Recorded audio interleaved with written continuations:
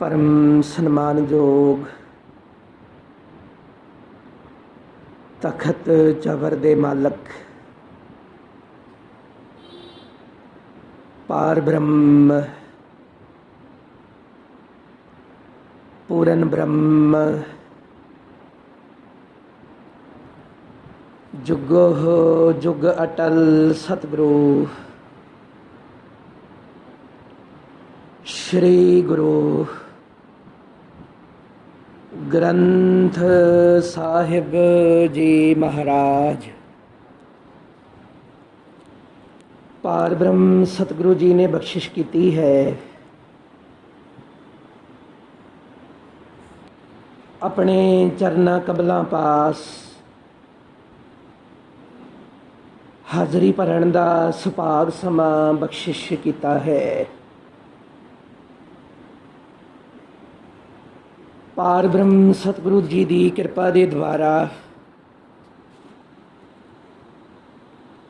जो गुरमत विचार प्रारंभ किए हैं, सतगुरु गरीब नवाज कृपा करन आप विच वरतन गुरमत विचारा करन दी बुद्धि प्रदान करन। इन्हां शब्दां दे पिछले दीवाना तो विचार प्रारंभ किए हैं। सतगुरु गरीब नवाज कृपा करते ने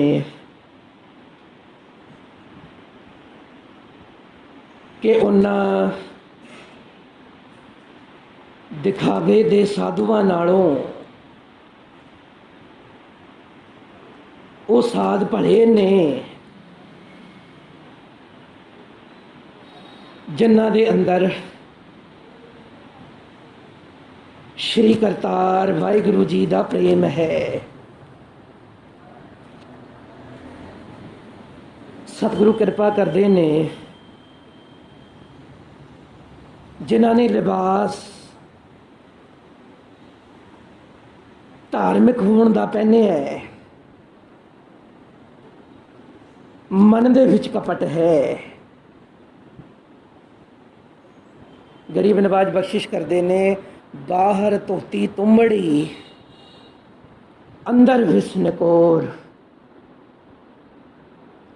बाहरों धार्मिक होने का लिबास पहने है, पर जिन्हां दे अंदर कपट है। गरीब नवाज श्री गुरु ग्रंथ साहिब जी महाराज कृपा करते ने जे किसी दे हिरदे विच कपट है, उस मनुख की कीती हुई सेवा प्रवान नहीं, उस मनुख का धर्म प्रवान नहीं। गरीब नवाज तो बख्शिश करते ने कर्म धर्म पाखंड जो दिसै तिन जम जागाती लूटै। उस कपटी मनुख ने केवल लोकां नूं प्रभावित करने वास्ते धर्म का लिबास पहन के रखे है, पर सतगुरु बख्शिश करते ने कि केवल बाहरी तौर पर धर्म का लिबास पहन लेण नाल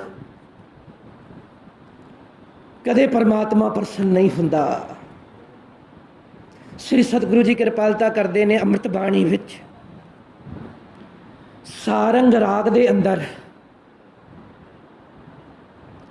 श्री नानक निरंकारी जी अमृत बाणी विच कृपा करते ने बख्शिश करते ने ना भीजै रागी नादी वेद।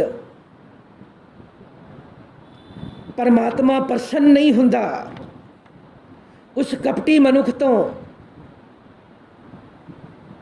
भावें वो वेद की विचार करता रहे। इत्थे वेद का अर्थ हिंदू धर्म के वेद नहीं, इत्थे वेद का अर्थ है ज्ञान की चर्चा। जिस मनुख के हिरदे विच कपट है, उस तो परमात्मा कदे प्रसन्न नहीं हुंदा। ਭਾਵਾਂ ਉਹ ਗਿਆਨ ਦੀ ਚਰਚਾ ਕਰਦਾ ਰਹੇ।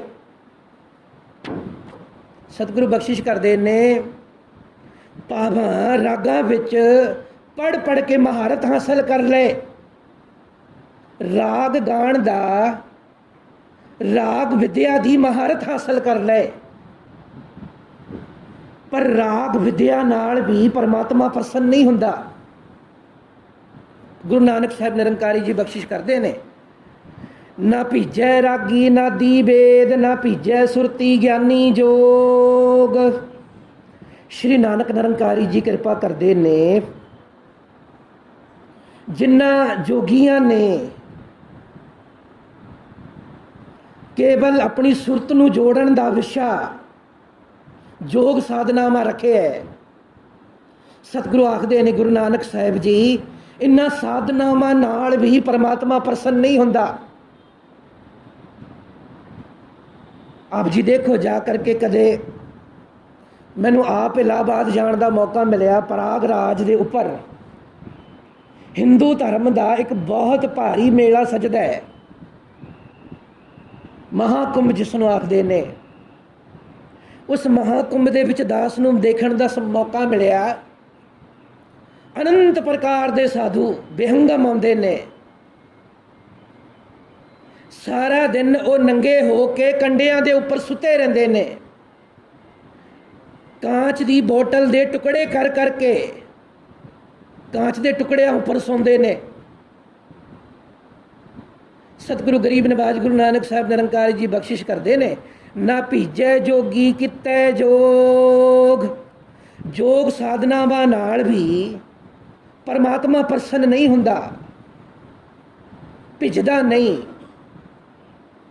ਪਰਮਾਤਮਾ ਦੀ ਖੁਸ਼ੀ ਪ੍ਰਾਪਤ ਨਹੀਂ ਹੁੰਦੀ। ਬਖਸ਼ਿਸ਼ ਕਰਦੇ ਨੇ, ਨਾ ਭੀਜੈ ਰੂਪੀ ਮਾਲੀ ਰੰਗ। ਸ਼੍ਰੀ ਗੁਰੂ ਨਾਨਕ ਨਿਰੰਕਾਰੀ ਜੀ ਬਖਸ਼ਿਸ਼ ਕਰਦੇ ਨੇ, ਹੇ ਭਾਈ, ਪਰਮਾਤਮਾ ਪ੍ਰਸੰਨ ਨਹੀਂ ਹੁੰਦਾ ਇਨ੍ਹਾਂ ਸਾਰੇ ਕੀਤੇ ਕਰਮਾਂ ਨਾਲ। ਜੇ ਮਨੁੱਖ ਦੇ ਅੰਦਰ ਕਪਟ ਹੈ, ਫਿਰ ਸਤਿਗੁਰੂ ਜੀ ਬਖਸ਼ਿਸ਼ ਕਰਦੇ ਨੇ, ਕਪਟੀ ਮਨੁੱਖ ਦੇ ਕੀਤੇ ਹੋਏ ਕਰਮ ਧਰਮ ਸਭ ਪਾਖੰਡ ਬਣ ਜਾਂਦੇ ਨੇ। ਸ਼੍ਰੀ ਗੁਰੂ ਨਾਨਕ ਦੇਵ ਜੀ ਬਖਸ਼ਿਸ਼ ਕਰਦੇ ਨੇ, ਨਾ ਭੀਜੈ ਜੋਗੀ ਕਿਤੈ ਜੋਗ, ਨਾ ਭੀਜੈ ਰੂਪੀ ਮਾਲੀ ਰੰਗ। ਆਮ ਤੌਰ 'ਤੇ ਮਨੁੱਖ ਸੋਚਦੇ ਨੇ ਕਿ ਧਨ ਇਕੱਠਾ ਹੋ ਜਾਏ ਤਾਂ ਸੰਸਾਰ ਦੇ ਵਿੱਚ, ਸਮਾਜ ਦੇ ਵਿੱਚ ਥੋੜ੍ਹੀ ਇੱਜ਼ਤ ਬਣ ਜਾਏ। ਦੇਖੋ, ਇਹ ਆਮ ਸਾਡੇ ਵਿਚਾਰ ਨੇ।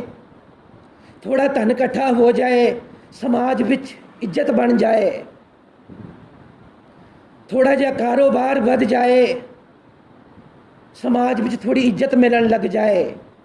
ਪਰ ਸਤਿਗੁਰੂ ਗੁਰੂ ਨਾਨਕ ਨਿਰੰਕਾਰੀ ਜੀ ਬਖਸ਼ਿਸ਼ ਕਰਦੇ ਨੇ, ਜਿਨ੍ਹਾਂ ਨੇ ਆਪਣਾ ਟੀਚਾ, ਆਪਣਾ ਵਿਸ਼ਾ ਕੇਵਲ ਕਾਰੋਬਾਰ ਨੂੰ ਮਿੱਥ ਕੇ ਰੱਖਿਆ ਹੈ, ਜਿਨ੍ਹਾਂ ਨੇ ਨਿਸ਼ਾਨਾ ਇਹ ਰੱਖਿਆ ਹੋਇਆ ਹੈ ਥੋੜ੍ਹਾ ਜਿਹਾ ਧਨ ਇਕੱਠਾ ਕਰ ਲਈਏ, ਉਹ ਕੇਵਲ ਕਪਟੀ ਨੇ। ਔਰ ਇਸ ਕਪਟ ਦੇ ਨਾਲ ਪਰਮਾਤਮਾ ਕਦੇ ਭਿੱਜਦਾ ਨਹੀਂ। ਦੇਖੋ ਫਿਰ ਕਪਟ ਕਿਸ ਤਰ੍ਹਾਂ ਦਾ। ਗੁਰੂ ਗ੍ਰੰਥ ਸਾਹਿਬ ਜੀ ਮਹਾਰਾਜ ਕਿਰਪਾ ਕਰਦੇ ਨੇ, ਮਾਥੇ ਤਿਲਕ ਹੱਥ ਮਾਲਾ ਬਾਨਾ, ਲੋਗਨ ਰਾਮ ਖਿਲੋਨਾ ਜਾਨਾ। ਮਨੁੱਖ ਨੇ ਆਪਣੇ ਮਨ ਵਿੱਚ ਧਨ ਦਾ ਪਿਆਰ ਕੀਤਾ, ਧਨ ਪ੍ਰਾਪਤ ਕਰਨ ਦੀਆਂ ਅਰਦਾਸਾਂ ਕਰਦਾ ਹੈ, ਪਰ ਪਰਮਾਤਮਾ ਧਨ ਨਾਲ ਭਿੱਜਦਾ ਨਹੀਂ, ਪ੍ਰਸੰਨ ਨਹੀਂ ਹੁੰਦਾ। ਮਨੁੱਖ ਨੇ ਸੋਚਿਆ ਥੋੜ੍ਹਾ ਜਿਹਾ ਧਨ ਕਮਾ ਕੇ ਫਿਰ ਪਰਮਾਤਮਾ ਨੂੰ ਦੇ ਦਿਆਂ, ਸ਼ਾਇਦ ਪਰਮਾਤਮਾ ਕੁਝ ਹੋ ਜਾਏ। ਇਸ ਤਰ੍ਹਾਂ ਹੀ ਹੈ ਨਾ ਜੀ, ਧਨ ਕਮਾ ਕੇ ਪਰਮਾਤਮਾ ਨੂੰ ਦੇ ਦਿਆਂ, ਥੋੜ੍ਹਾ ਸ਼ਾਇਦ ਪਰਮਾਤਮਾ ਪ੍ਰਸੰਨ ਹੋ ਜਾਏ। ਇਹ ਸਭ ਕੁਝ ਹੈ। ਗੁਰੂ ਨਾਨਕ ਨਿਰੰਕਾਰੀ ਜੀ ਬਖਸ਼ਿਸ਼ ਕਰਦੇ ਨੇ, ਨਾ ਭੀਜੈ ਰੂਪੀ ਮਾਲੀ ਰੰਗ। ਰੂਪ ਨਾਲ, ਮਾਲ ਜਾਇਦਾਦ ਨਾਲ, ਧਨ ਰੰਗ ਤਮਾਸ਼ੇ।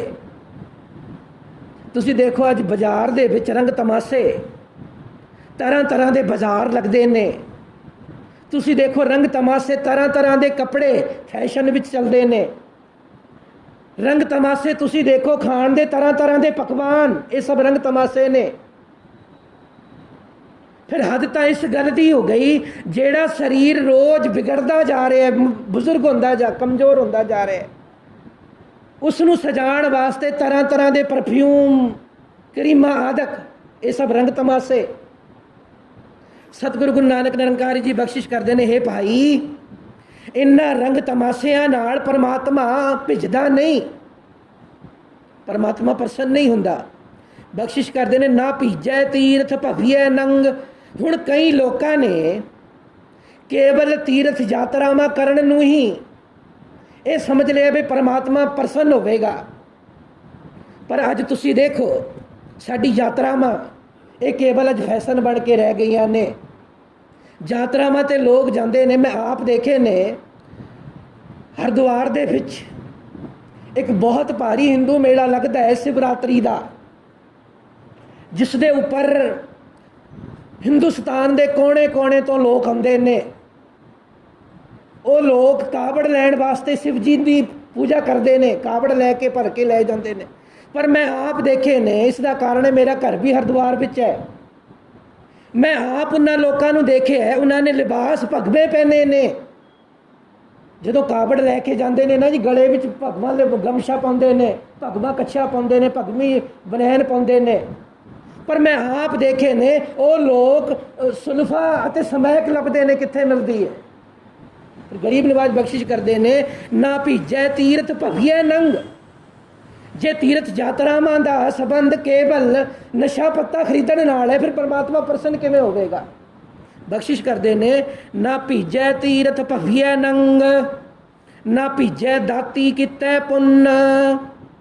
ਮਨੁੱਖ ਇਹ ਵਿਚਾਰ ਕਰਦਾ ਹੈ ਕਿ ਪਰਮਾਤਮਾ ਦੀ ਮੇਰੇ ਉੱਪਰ ਕਿਰਪਾ ਹੋ ਜਾਏ। ਦੇਖੋ ਆਪਾਂ ਸਾਰੇ ਚਾਹੁੰਦੇ ਹਾਂ ਬਈ ਪਰਮਾਤਮਾ ਮੇਰੇ 'ਤੇ ਕਿਰਪਾ ਕਰੇ। ਇੱਕ ਨਾ ਇੱਥੇ ਬੜਾ ਆਸ਼ਰਮ ਵੀ ਦਿੱਲੀ ਵਿੱਚ ਚੱਲਦਾ ਹੈ, ਤੁਸੀਂ ਸ਼ਾਇਦ ਦੇਖਿਆ ਹੋਵੇਗਾ। ਉਹ ਬਾਬਾ ਜੀ ਨਿਰਮਲ ਬਾਬਾ ਜੀ ਕਿਰਪਾ ਵੰਡਦੇ ਨੇ। ਮੈਂ ਤਾਂ ਦੇਖ ਕੇ ਉਦੋਂ ਹੈਰਾਨ ਹੋਇਆ ਜਦੋਂ ਅੰਬ ਦੇ ਗੁੱਛੇ ਦੇ ਪਿੱਛੇ ਕਿਰਪਾ ਵੰਡਦੇ ਨੇ। ਤੁਸੀਂ ਅੰਬ ਖਵਾਓ ਤੇ ਕਿਰਪਾ ਹੋ ਗਈ। ਮੈਂ ਹੈਰਾਨ ਹੋ ਗਿਆ। ਤੁਸੀਂ ਵਿਸਕੀ ਦੀ ਬੋਤਲ ਭੇਟ ਕਰੋ, ਕਿਰਪਾ ਹੋ ਗਈ। ਮੈਂ ਹੈਰਾਨ ਹਾਂ। ਮਨੁੱਖ ਚਾਹੁੰਦਾ ਹੈ ਵੀ ਮੇਰੇ 'ਤੇ ਕਿਰਪਾ ਹੋ ਜਾਏ, ਪਰਮਾਤਮਾ ਪ੍ਰਸੰਨ ਹੋ ਜਾਏ। ਗੁਰੂ ਨਾਨਕ ਨਿਰੰਕਾਰੀ ਜੀ ਆਖਦੇ ਨੇ, ਨਾ ਭੀਜੈ ਦਾਤੀ ਕੀਤੈ ਪੁੰਨ। ਮਨੁੱਖ ਸਮਝਦਾ ਹੈ ਮੈਂ ਆਪਣੀ ਕਮਾਈ ਵਿੱਚੋਂ ਥੋੜ੍ਹਾ ਦਾਨ ਕਰਦੇ ਹਾਂ, ਪਰਮਾਤਮਾ ਮੇਰੇ 'ਤੇ ਕਿਰਪਾ ਕਰੇ। ਸ਼੍ਰੀ ਨਾਨਕ ਨਿਰੰਕਾਰੀ ਜੀ ਆਖਦੇ ਨੇ, ਹੇ ਭਾਈ ਦਾਨ ਪੁੰਨ ਕੀਤੇ ਆ, ਜੇ ਮਨ ਵਿੱਚ ਕਪਟ ਹੈ। ਮੈਂ ਕੱਲ੍ਹ ਵੀ ਬੇਨਤੀ ਕੀਤੀ ਸੀ, ਅੱਜ ਸਾਡਾ ਦਾਨ ਇਸ ਗੱਲ ਦੇ ਉੱਪਰ ਨਿਰਭਰ ਹੈ ਕਿ 1 ਰੁਪਇਆ ਦਾਨ ਕਰਕੇ ਅਸੀਂ 1000 ਮੰਗਣ ਦੀ ਅਰਦਾਸ ਕਰਦੇ ਹਾਂ ਵੀ 1 ਰੁਪਇਆ ਦਾਨ ਕਰ ਰਹੇ ਹਾਂ ਤੇ ਮੈਨੂੰ ਲੱਖ ਰੁਪਏ ਮਿਲ ਜਾਣ। ਜੇ ਮਨ ਵਿੱਚ ਕਪਟ ਹੈ ਫਿਰ ਇਹ ਦਾਨ ਵੀ ਪਰਮਾਤਮਾ ਦੀ ਕਿਰਪਾ ਨਹੀਂ ਦਵਾ ਸਕਦਾ।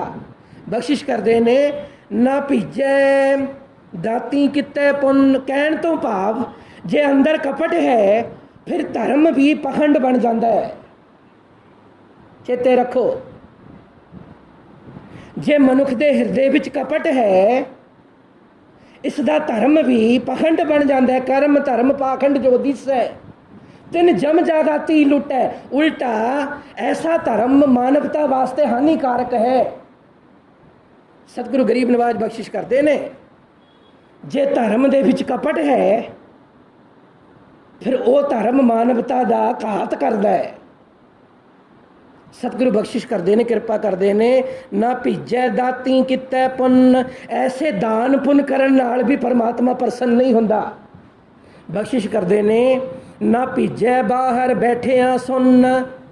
ਹੁਣ ਪੁਰਾਣੇ ਸਮੇਂ ਵਿੱਚ ਮਨੁੱਖ ਦਾ ਸਵਾਲ ਤਾਂ ਇਹੀ ਸੀ ਬਈ ਪਰਮਾਤਮਾ ਦੀ ਕਿਰਪਾ ਮਿਲ ਜਾਏ। ਸਵਾਲ ਪਹਿਲਾਂ ਤੋਂ ਇਹੀ ਹੈ।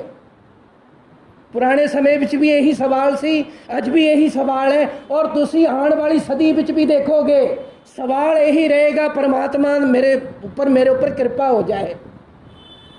ਸਤਿਗੁਰੂ ਗੁਰੂ ਨਾਨਕ ਨਿਰੰਕਾਰੀ ਜੀ ਆਖਦੇ ਨੇ, ਪੁਰਾਣੇ ਸਮੇਂ ਵਿੱਚ ਮਨੁੱਖ ਦਾ ਇਹ ਸਵਾਲ ਸੀ ਕਿ ਮੇਰੇ 'ਤੇ ਕਿਰਪਾ ਹੋ ਜਾਏ, ਪਰਮਾਤਮਾ ਭਿੱਜ ਜਾਏ, ਪ੍ਰਸੰਨ ਹੋ ਜਾਏ।